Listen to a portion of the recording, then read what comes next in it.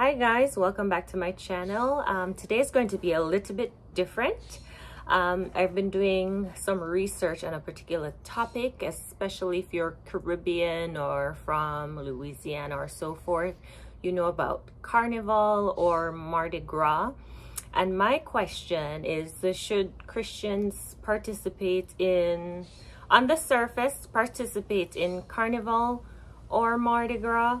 On the surface, of course, the answer is no, but because of my mind and I love to research and know what the history of things are, I decided to do a little history of where this celebration came from, why do Caribbean people especially participate in it. So I started doing some research, so I decided to share that research with you, and you could take that information and run with it, okay?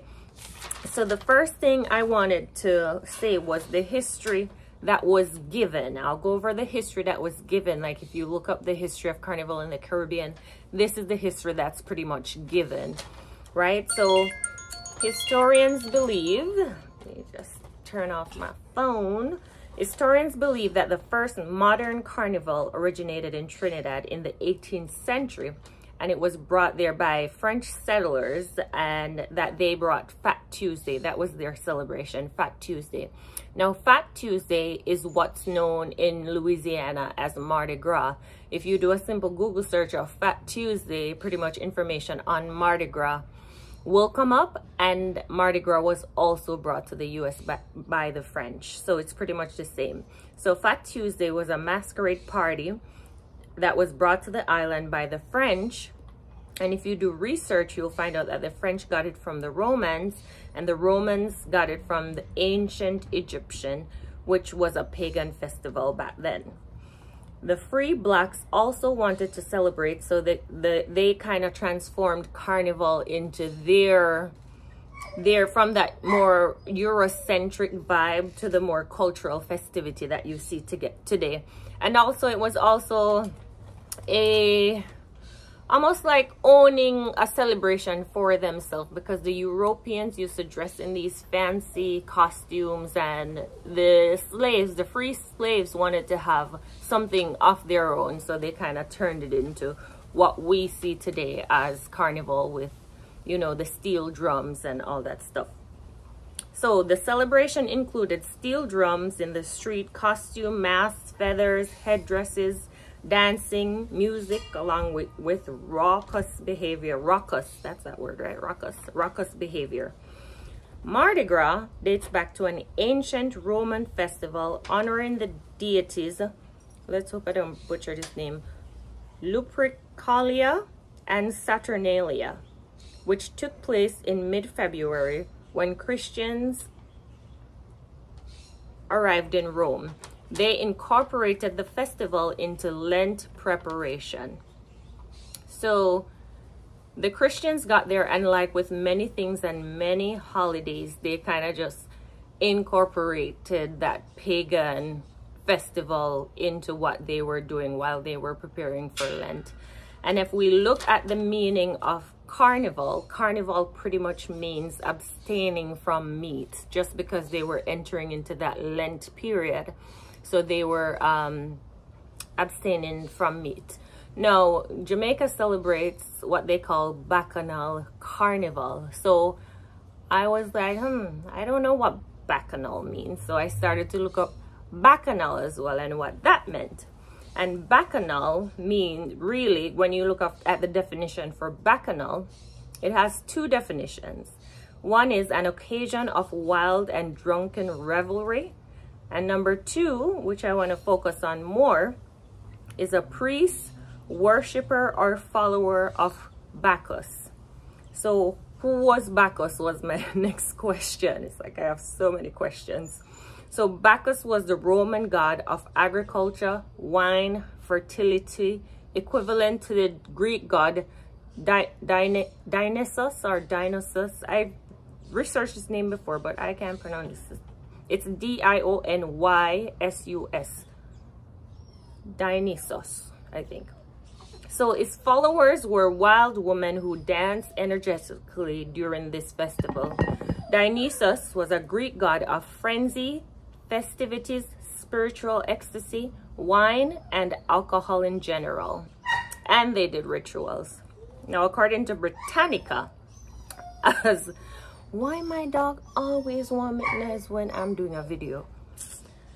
As I need to rebuke the spirit of something more time. Sure. As Dionysus apparently represented the sap, juice, or lifeblood element in nature, lavish festival rites in his honor were wildly instituted. These Dionysa is what they call them, or Baccanalia, quickly won converts among women. That sounds pretty familiar. Though the husbands resisted at the time, the women took to the hills, in our days it would be roads, wearing fawn skin. Fawn is a young deer, so they would dress in the skin of animal, and crowns of ivy, shouting a ritual cry. So they would have a headgear on and the skin of pretty much a costume, and they would be doing a ritual cry while forming holy bands, which is playing band. We play band today, right? And waving fennel wands of grapevine. If I here get something and wave, now you could see where these things are coming from. It's kind of forming, kind of like, you know, if you've ever been to a carnival, you kind of understand what is going on. They dance to the rhythm of a double pipe and drums, which is pretty much what they do at Carnival while they were under the god's inspiration. So pretty much while you're doing this, this is pretty much a worship. This festival is a worship to the god. The Romans portrayed Dionysa as the jolly Bacchus who was invoked means called upon, at drunken parties. Baccanalia was prohibited in Italy in 186 BCE. So if we compare the two, I mean, you could do your own comparison and see what you took from that, but if you compare the two, you could see pretty much where the history of this came from. I didn't go back to as far as the ancient Egyptians of what their version of the festival was, but it's all embedded in pagan ritual and worshipping of a deity. So you're armed with this information, so you decide what you want to do with it, okay? And I'll leave you with a few scriptures. Hosea 4 verses 6 say, "My people are destroyed for lack of knowledge. Because thou hast rejected knowledge, I will also reject thee." Isaiah 5:13 says, "Therefore my people are gone into captivity, because they have no knowledge, and their honorable men are famished, and their multitude dry up with thirst." Proverbs 1:5 says, "A wise man will hear and will increase learning, and a man of understanding will attain wise counsel." So this is the word for today. I've given you the information. Do with it what you please. I hope you have a wonderful day, and keep reading, keep researching, and have a blessed day. Bye.